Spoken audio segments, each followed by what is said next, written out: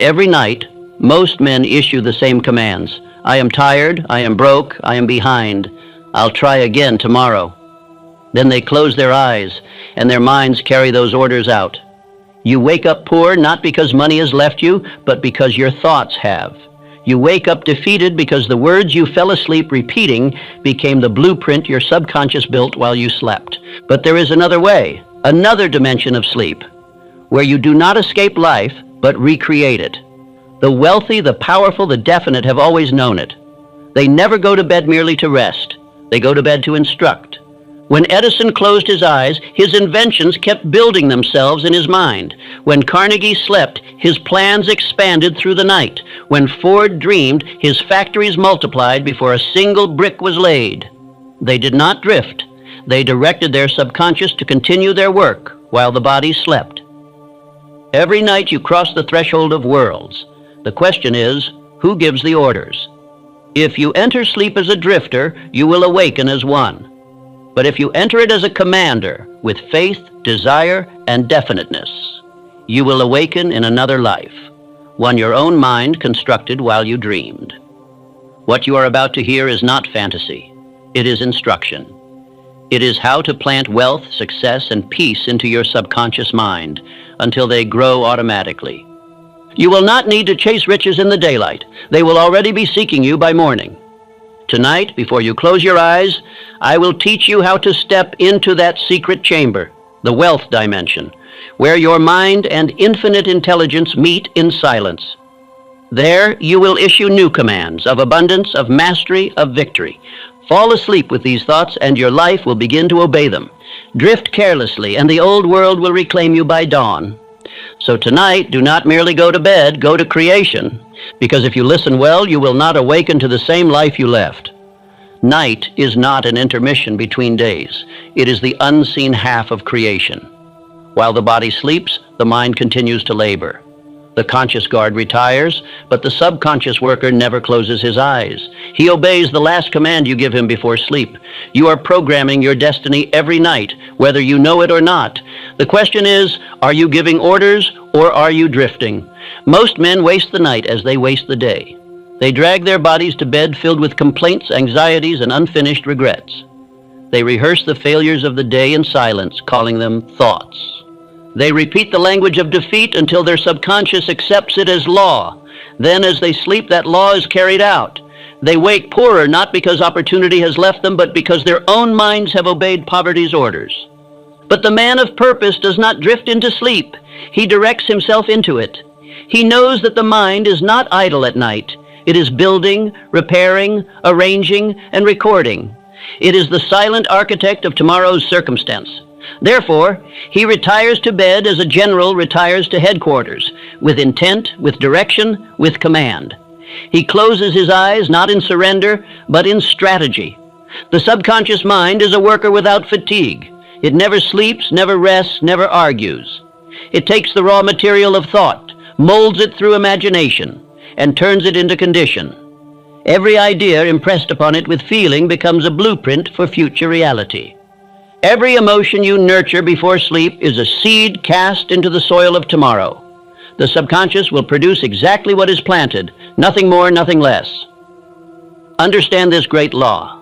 The last dominant idea impressed upon your mind before sleep becomes the vibration that governs your next day's results. If you retire with gratitude, you awaken renewed. If you retire with resentment, you awaken exhausted. The quality of your nights determines the quality of your mornings, and the quality of your mornings decides the fate of your years. You are never off duty. The mind is always in service, to faith or to fear. When Thomas Edison faced problems that resisted reason, he did not force solutions. He withdrew into sleep, holding the question clearly in mind. He trusted his subconscious to finish the work while his conscious brain rested. More than once, he awoke with complete blueprints, answers that appeared as if from another world. That other world is not imagination, it is order, the same mental law that serves every man who knows how to direct it. This practice is not mysticism, it is organized thought. The subconscious operates under the same principle that moves industry, invention, and empire. Every fortune has been built first in silence, when a definite idea was planted and left to grow without interference. The man who directs his subconscious with purpose multiplies his working hours. He does by night what most men fail to accomplish by day. Each night before you close your eyes, you stand before the council of infinite intelligence. You are presenting the record of your thoughts. You are issuing new instructions to the unseen forces that govern your success. Enter this chamber with reverence, but also with authority. You are not begging, you are commanding. You are aligning your desire with law. You are writing the blueprint for your own tomorrow. Affirm this truth aloud before you sleep. While I sleep, my mind continues to build. Infinite intelligence works through me in perfect order. Let the words sink deeply into your being. Repeat them until they feel alive, until they hum with quiet assurance.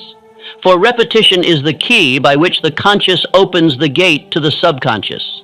The mind believes that which it hears often enough and feels strongly enough. Do not drift into sleep as one escaping the day. Approach it as one continuing it in higher form. Close your eyes as the builder closes his shop at dusk. Tools laid in order, plans reviewed, tomorrow's work prepared. Speak your purpose to yourself. Feel its certainty. Imagine its completion. Then let go and let infinite intelligence do its work. The conscious mind builds the plan. The subconscious executes it. There are only two kinds of sleep, creative and destructive. The drifter enters sleep with confusion, and confusion continues its rule. The master enters sleep with direction, and direction multiplies itself. The one awakens as servant to circumstance. The other awakens as commander of opportunity. The difference between them is not luck, but law, the law of mental control. You cannot escape it, but you can use it. I have known men who advanced more in 1 year after learning this secret than in 20 years of struggle before. They ceased worrying at night and began instructing. They replaced complaint with command, fear with faith, doubt with direction, and life obeyed them as surely as it had once opposed them. For the subconscious mind does not choose sides. It serves whatever master you appoint through thought and feeling. You may call this autosuggestion, or you may call it prayer. The name is unimportant. The principle is eternal. What you impress upon the mind before sleep becomes your world. If you end the day in irritation, you multiply it. If you end the day in gratitude, you magnetize success. The subconscious cannot refuse the emotion that possesses you at the moment of slumber. I say to you, cease drifting into the night. Enter it as a sanctuary, not an escape. Enter it as a king entering his chamber, giving orders for the next day's work. Speak to your mind with assurance. Command it to build upon your definite purpose. See it already done. Then surrender, knowing that infinite intelligence takes your words and molds them into condition. Remember, the mind works in silence but never in idleness. While you sleep, your thoughts are busy building or destroying, healing or harming, advancing or retreating. You are never idle. You are either creating by command or destroying by neglect. Choose, therefore, what orders you will give tonight. For the universe obeys, even in dreams, the voice of the man who knows his own authority. The subconscious mind is the silent engine of creation, the invisible servant that never grows weary, the builder that takes instruction from the conscious architect. It does not question, reason, or debate. It does not decide whether the command is wise or foolish, good or destructive. It receives orders and obeys. You are the commander, your thought is the decree, your life is the evidence of your rulership. Whether you live in poverty or plenty, confusion or clarity, misery or peace, it is the precise result of what your subconscious has been told to build. Few men understand this, and that is why they spend their years wishing, worrying, and wandering in circles. They try to change results while leaving causes untouched. They chase better fortunes but go to bed with the same thoughts of failure. They speak of new beginnings while rehearsing old defeats in the silence of their minds. They cry that fate is unkind when fate is only the reflection of their own repeated suggestion. The subconscious mind is both servant and ruler. It is servant, for it executes without question whatever belief you hand to it. It is ruler, for once it accepts a belief, it dominates your actions, habits, and decisions until reality conforms to that belief. This dual power makes it the greatest of all forces entrusted to man. You may enslave it by ignorance or ennoble it by wisdom, but you cannot escape its rule. Repetition, faith, and emotion are the only doors through which ideas pass from the conscious to the subconscious. The mind is a fortress, and these three are its keys. A single thought repeated with feeling will pierce deeper than 1,000 idle wishes. A single affirmation spoken in faith will outlast years of doubt. The subconscious is moved not by logic, but by conviction. It accepts what the conscious mind believes to be true, and belief is only repeated thought colored with emotion. Think of the soil. It does not question the seed. It does not ask whether it should grow roses or thorns. It simply multiplies what it is given. The subconscious is the same. Plant fear, and fear grows. Plant courage, and courage bears fruit. Plant poverty through worry, and you will harvest limitation. Plant prosperity through definite purpose, and riches will appear in due season. The soil has no preference. The gardener decides. So too does your consciousness plant the future of your life. Henry Ford proved this law. When every engineer declared the 8-cylinder motor impossible, Ford refused to accept their conclusion. He told them, build it anyway. They said the laws of mechanics forbade it. He said the laws of faith demanded it. For months they failed, yet Ford's mind never wavered. His subconscious had already accepted the vision as truth. He slept and awakened with the image alive before him. Eventually, his engineers delivered exactly what his belief had commanded. The impossible was built because Ford's subconscious had accepted no alternative. Now understand the danger. Nightly worry, self-pity, or resentment are just as powerful commands, but aimed in the opposite direction. The subconscious cannot distinguish between positive and negative. It only obeys. When you go to bed thinking, I am unlucky, you are giving your subconscious an order to find evidence of misfortune. When you say, I always fail, you are commanding your unseen servant to make failure appear. The law does not punish, it performs. It cannot resist the voice of repetition. Affirm this instead. My mind accepts only those thoughts that serve my definite aim. I give no orders of fear. Let this declaration become your nightly safeguard. You will begin to notice your thoughts with the same vigilance a king shows over his treasury. You will no longer allow the currency of imagination to be stolen by doubt. You will begin to think as masters think, deliberately. Every man uses autosuggestion, but only the wise use it consciously. Autosuggestion means self-instruction, speaking directly to the subconscious until it believes. You are performing it every hour of your life. When you sigh and say, I can't, that is autosuggestion. When you repeat, this will work for me, that too is autosuggestion. The law is impartial. It will amplify whatever you feed it. But before sleep, this law becomes magnified tenfold. The conscious mind, the gatekeeper of reason, grows drowsy. Its resistance softens. The subconscious stands open and unguarded. In this sacred hour, a single thought impressed with emotion can outweigh hundreds spoken during the day. That is why your final thoughts before sleep are holy. They shape the blueprint for your tomorrow. Andrew Carnegie practiced this law as a nightly ritual. Each evening, he reviewed his definite aims, gave thanks for their progress, and impressed gratitude and purpose upon his mind. He called it his silent partnership with infinite intelligence. While his body slept, his subconscious continued to organize ideas, people, and opportunities that later appeared as if by chance. Yet there was no chance. There was order. Carnegie's habit made his mind a magnet to wealth because it moved in harmony with the law of obedience. You may perform the same ritual. Write your chief aim upon a card. Read it slowly before bed, aloud if possible, and with feeling. See it in your imagination as already fulfilled. Speak words of gratitude as though thanking a friend for what has already been delivered. Then sleep, not as one hoping, but as one commanding. Your subconscious will begin immediately to mold conditions, attract people, and reveal steps toward your aim. This practice will save you decades of wandering. Most men drift through years searching for opportunity, while their own minds lie fallow. But when you impress a definite desire upon the subconscious nightly, Your unseen faculties awaken.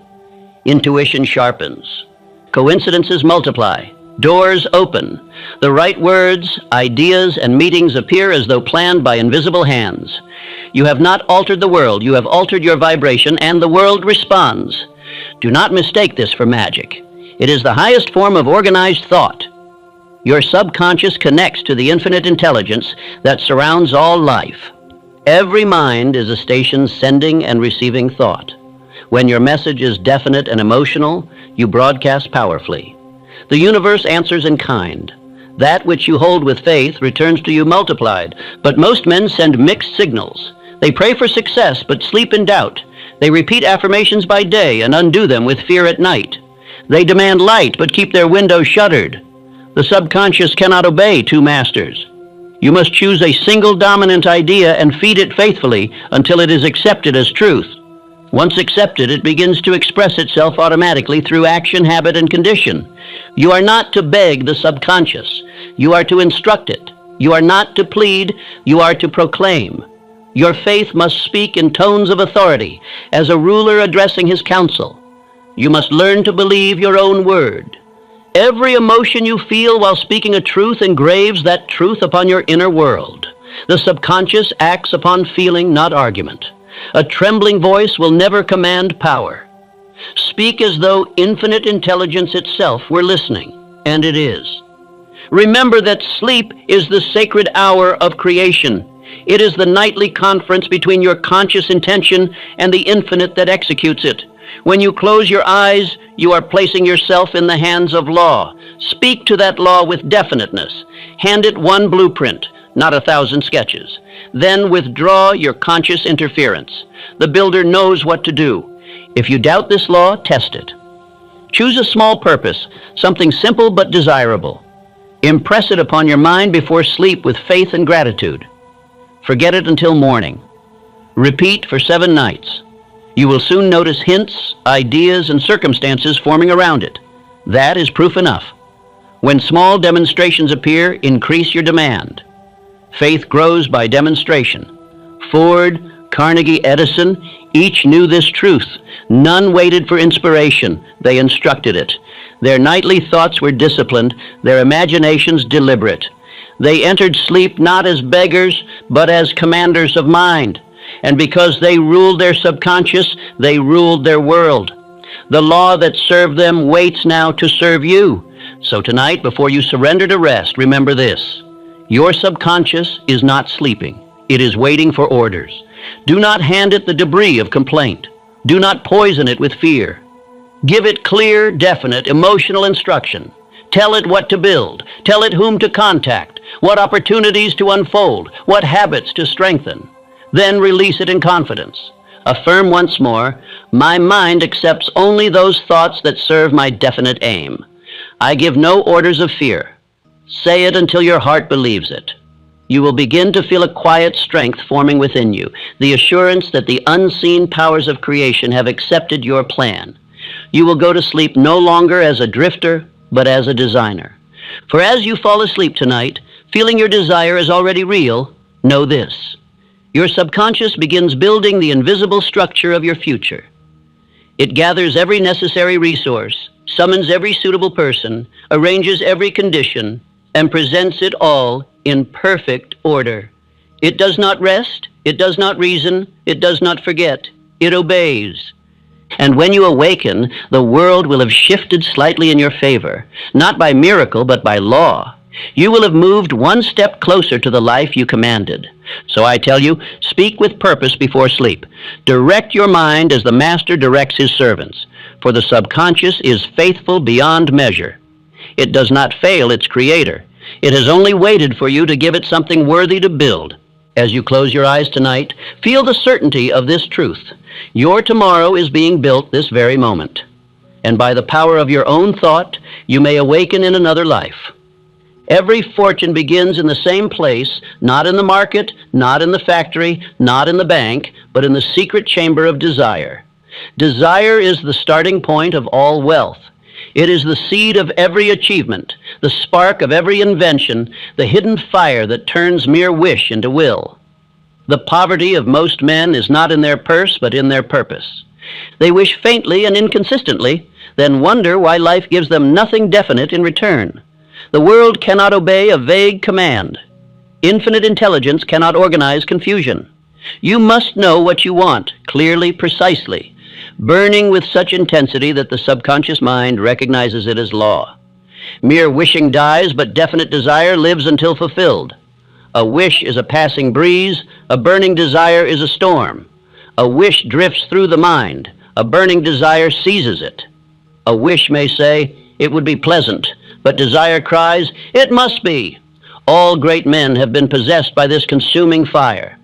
The weak man speaks of circumstances, the strong man shapes them through the furnace of definite desire.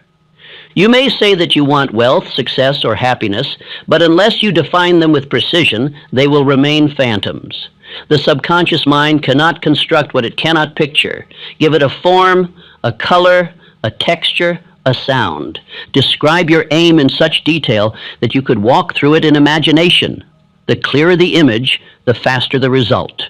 The subconscious is a silent architect. It builds from plans exact, not guesses vague. Andrew Carnegie began with nothing but desire. He saw steel while others saw only iron. He saw bridges, towers, railroads, and industry where others saw black dust and molten metal. He declared that he would master steel, that he would organize an empire, that he would raise men through work, and his subconscious accepted this as command. Every opportunity that followed was drawn to him because his desire had become magnetic. The moment he made it definite, the law of attraction took hold, and the universe obeyed. Desire must be felt, not merely stated. The subconscious responds to emotion, not logic. A cold thought cannot move it, but a burning feeling compels it. You must feel the reality of your dream, as though it were already achieved. You must saturate it with faith until it becomes a living presence. Desire that is lukewarm dies of indifference. Desire that burns becomes faith, and faith turns into plan. Every man of achievement has known this progression: desire, faith, plan, action, triumph. The drifter sleeps on wishes, the master sleeps on purpose. The drifter says, "I hope," and his subconscious hears weakness. The master says, "I will," and his subconscious hears command. One awakens to repetition of defeat, the other awakens to renewal of direction. There is no accident in their difference. It is the law of definite desire at work. Your subconscious cannot obey two masters. You must fix one chief aim and give it your whole attention. The scattered mind achieves nothing, for it sends conflicting orders. The subconscious becomes paralyzed by contradiction. Choose your purpose as a general chooses his campaign, boldly, decisively, and with absolute faith. Once you have chosen, never question it again. You may change your method, but not your aim. Doubt is poison to creation. Before sleep, picture your definite desire as a completed fact. Do not dream it as something distant. Feel it as now. Walk through its fulfillment in imagination. Touch the symbols of it. Smell the fragrance of it. Hear the sounds of it. See yourself living the life it represents. The subconscious knows no difference between real and imagined feeling. It builds from emotion, not evidence. You must impress it deeply enough that it cannot forget. Affirm this truth nightly. My desire is definite, burning, and obeyed. It is the pattern infinite intelligence follows through my mind. Say it slowly. Feel it as law. You are giving the infinite a mold through which your wealth will flow. For abundance is not a gift. It is a form of energy directed by thought.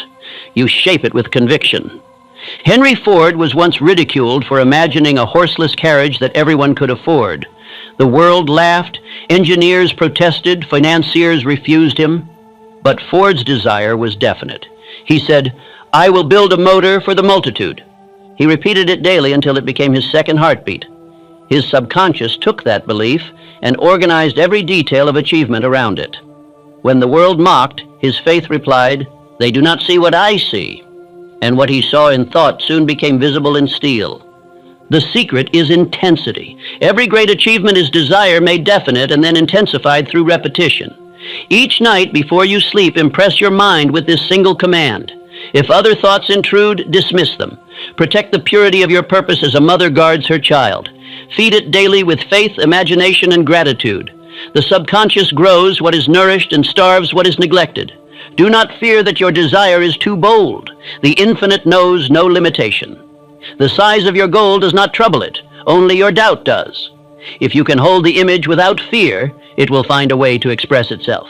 Edison desired to bring light to mankind through electricity. He did not know the method, but he knew the end. His burning desire opened the door to faith, and faith led to invention. Every experiment, every failure, every spark was a step toward the fulfillment of that original flame. Desire is not greed. It is divine impulse seeking expression. Without desire, there is no progress, no creation, no greatness. God expresses himself through man's desire to achieve, to expand, to serve, to create beauty, and to bring order from chaos. To suppress desire is to deny the divine urge within you. The man who condemns desire condemns the force that moves planets and builds civilizations. Yet desire must be directed.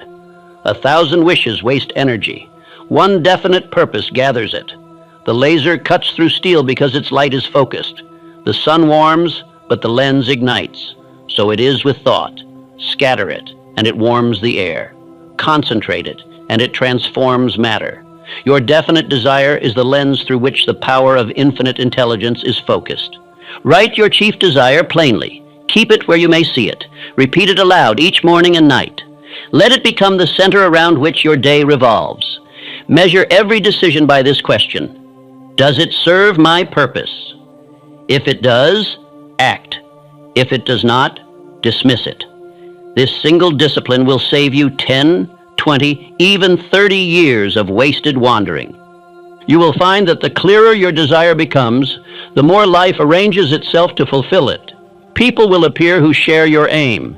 Circumstances will align that seem impossible to explain. This is not coincidence. It is the subconscious mind in harmony with infinite intelligence, guiding you along the path of least resistance toward your goal. You have entered the wealth dimension, the realm where thought commands form. Desire is the hand of God moving through imagination. When you desire rightly, you are cooperating with the divine plan of increase. The infinite does not punish ambition, it channels it. The only sin against this law is vagueness. Be definite, see it, feel it, claim it. Each night as you fall asleep, carry that picture into the chamber of dreams. Your subconscious will begin to build it in silence, brick by brick, opportunity by opportunity. And when you awaken, you will sense a new current beneath your thought. A feeling of direction. The aim will begin to pull you as the magnet pulls the needle. You will no longer chase success. You will be drawn toward it by invisible law. That is the mark of definite desire fulfilled through faith. So tonight, before your body rests, repeat these words with conviction. My desire is definite, burning, and obeyed. It is the pattern infinite intelligence follows through my mind. Let it echo as you drift into sleep. You are entering the wealth dimension, where thought is substance and imagination is the workshop of reality. Desire is not idle dreaming, it is command in motion. Plant it tonight in faith, and it will bear fruit in form. You will awaken one morning to discover that the invisible has become visible, that the imagined has become tangible, that your dream has become your life. This is the power given to you, if only you will use it with definiteness, faith, and feeling. You are not to beg the world for wealth. You are to instruct your mind to create it. For the riches you seek are already within, waiting only for the direction of burning desire. Faith is the eternal elixir that gives life, power, and action to every thought. It is the unseen bridge between the idea and its realization, the divine link between the visible and the invisible. Without faith, words are hollow, repetition mechanical, and desire a flame without fuel. Faith gives substance to thought. It transforms imagination into law. It takes the seed of desire and commands the soil of the subconscious to bring forth fruit. I tell you with certainty, faith is not a thing to be begged for. It is a thing to be built. It grows through understanding and obedience to the law of repetition. You cannot think faith into being in a single night. You must speak it, feel it, act upon it, and reaffirm it until it becomes as natural to your mind as breathing is to your body. Faith is habit of certainty. It is the condition of mind that expects what it imagines to manifest. The subconscious mind receives every suggestion you give it. but only faith gives that suggestion life. Words spoken without belief are empty echoes in a dead chamber, but words charged with faith strike the subconscious like lightning upon the